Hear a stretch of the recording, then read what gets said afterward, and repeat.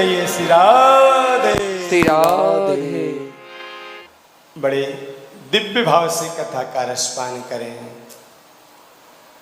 बहुत ही निर्मल भाव से।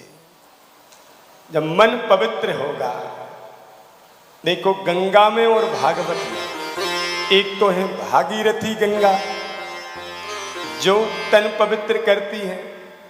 शरीर यदि कोई पाप कर्म कर लिया तो गंगा में गोता लगाने से पाप नष्ट हो जाते हैं, शरीर पवित्र बन जाता है। पर मन पवित्र कैसे होता है?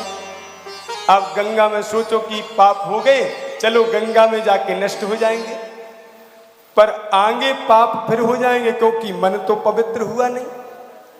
तो मन पवित्र हो जाए, मन शुद्ध हो जाए तो पाप कभी बनेगा ही नहीं, पाप शरीर से कभी होगा ही नहीं।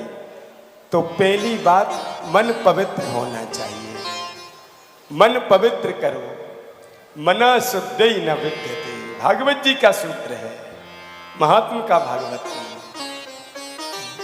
तो एक तो है भागीरथी गंगा जो तन आपका गोता लगाएगा तो तन पवित्र हो जाएगा, और दूसरी ये भागवती गंगा है कि इनमें जो भागवती की कथा में जो खो जाएगा, मन से गोता लगाएगा तो उसके सारे पाप भी नष्ट हो जाएंगे और साथ में पाप करने की वृत्ति भी सदा के लिए समाप्त हो जाएगी। जीवन में कभी पाप नहीं होगा यदि भागवत में मन रहा तो।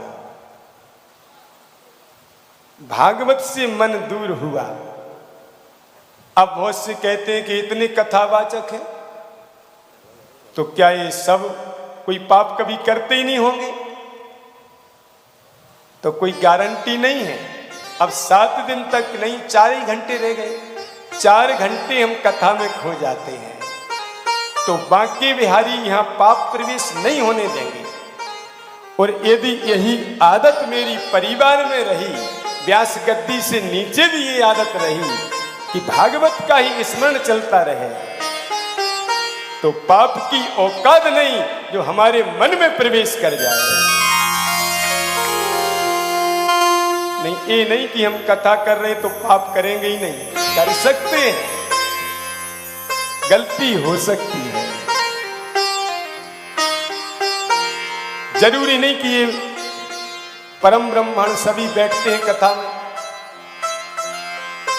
इनसे आगे पाप ना हो, कि संगीत वालों से ना हो, कि श्रोताओं से ना हो, या वक्ता से ना हो, किसी से भी हो सकता है।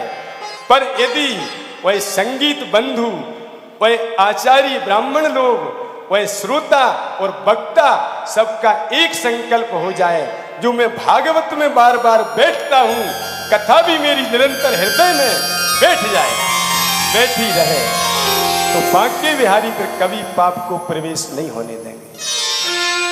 सदा के लिए पापों से बचा जा सकता है। पर कब? ऐसा नहीं कथा बांची, यजमान ने दक्षिणा दे दी या भेज दी और फिर फ्री बढ़िया रहा, खर्च पूरा निकल आया, आ गया पैसा यजमानों से, उसके बाद कोई लेना देना नहीं। तो फिर बांके बिहारी और भागवत की गारंटी नहीं है। बांके बिहारी तो तभी भक्त की रक्षा करते हैं, तब कथा के बाद भी संसार में भी रहो तो कथा तुम्हारे साथ साथ चले, तभी बांके बिहारी हर पल रक्षा करते हैं। ऐसा स्वभाव हम सब का होना चाहिए, चाहे श्रोता हो या वक्ता हो। निरंतर कथा में जो हम लोग श्रवण करते हैं, भजन, रसिया, पद अथवा श्लोक या कथा के प्रसंग, जो याद आए पर याद आता रहे। अरे कथा में कथा याद नहीं आ रही बाहर संसार में, तो रसिए याद करने लगो। संतों की वाणी के द्वारा जो पद निकले हैं बांके बिहारी के बारे में, उनको गुनगुनाते रहो। किसी भी रूप में